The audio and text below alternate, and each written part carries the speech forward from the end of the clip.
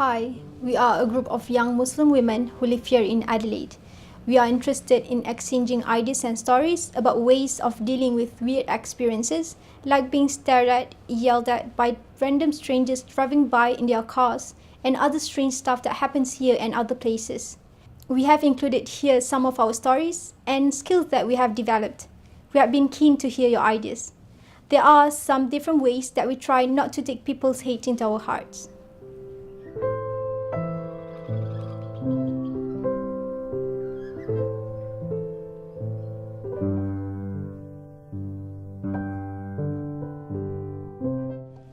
I remember when a friend who is Asian came to us one day because she was facing racism at uni.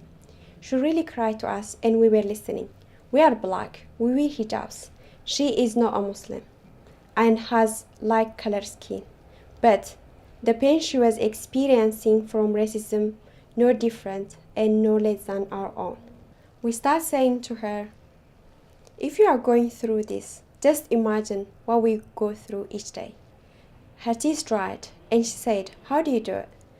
And we said, you must keep yourself upright and smile back at them. And then I told her my most precious advice. At those times, when facing hostility, remember, you are special to someone. This gives you a purpose in life. You are the most precious to your family or someone you know who loves you. Remember this at those times, because this gives you purpose in life, in love.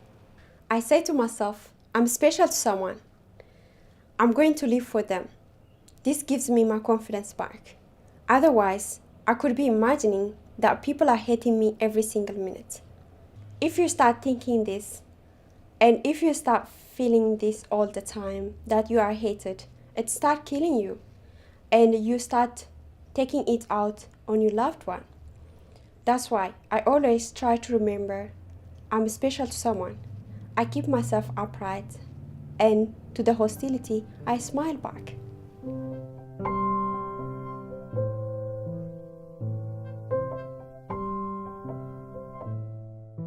When I was 12, I started wearing the hijab at school. Sometimes other students would ask me hostile questions. I took their questions seriously, much more seriously than they ever took them.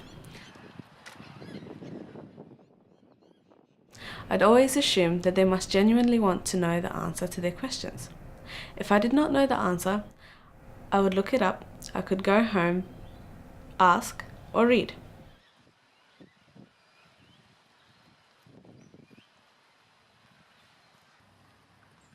And then the next day, I would find them and tell them the answer. I don't like to be left curious, so I would give any hostile question a very full answer, much fuller than they were ever expecting.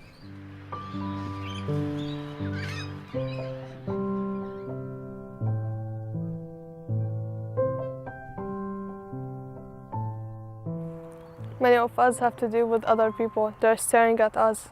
When I'm crossing a road, there's always a person, and on the train, there's always a specific man. He sits a few seats away from me.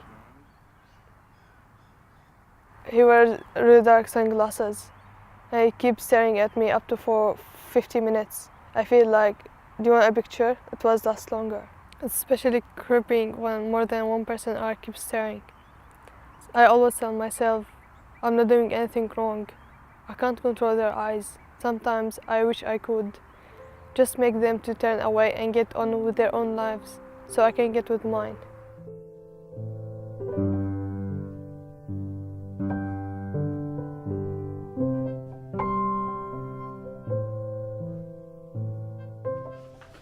Sometimes we find it better to reply with humor than take it seriously. I'm Muslim, and I go to Christian school here in Adelaide, and all the sort of things happen which make me sad or offended, but instead I don't take it seriously. One student kept asking me, do you always wear a blue scarf? He thought that Islam only allowed to wear blue color, but it was my school uniform. It seemed that he hadn't noticed that. One day, we had an excursion where we didn't have to wear our school uniform. I wore a rainbow scarf. Everybody's so scared of Muslims at the moment. Humor shows that we all are normal human beings.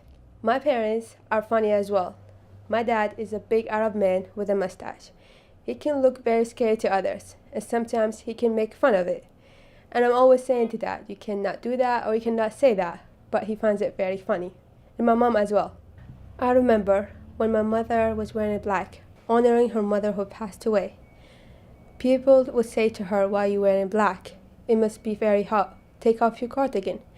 She would always nod and say, thank you, as if she doesn't understand English.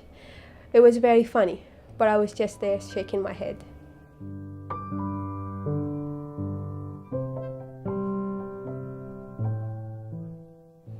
When I was a kid in primary school and other kids would give me a hard time, I'd first of all not notice it. I'd brush it off.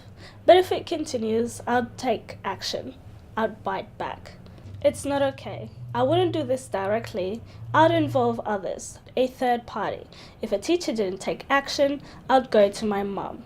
I still try to do this. I involve others when things are not okay. There was a time recently when I went to the hospital with my mum, and we were in the emergency ward for hours, as you do. And there was this one old man. It always seems to be an old man. He was in the row in front of us, and he would turn around to directly face us and just stare. Sometimes staring is even worse than saying something, because then I can at least say something back. When we moved, he would move. And I felt so threatened that I went to the triage desk to ask them to do something about it. Just to ask him to stop making us feel so uncomfortable. But they said they couldn't do anything because he was only staring. I don't think that's right. And when things are not right, we should bite back by involving others. When this resource is finished, maybe we can take it to all emergency wards.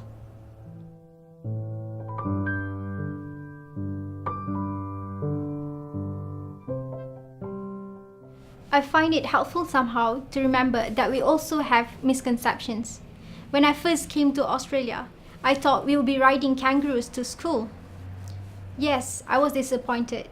And when I saw a big man with tattoos at the airport, he was the quarantine officer. I thought he was so scary. But when he opened his mouth to speak, he was so sweet. When people have misconceptions about me, I try to remember this. It helps somehow.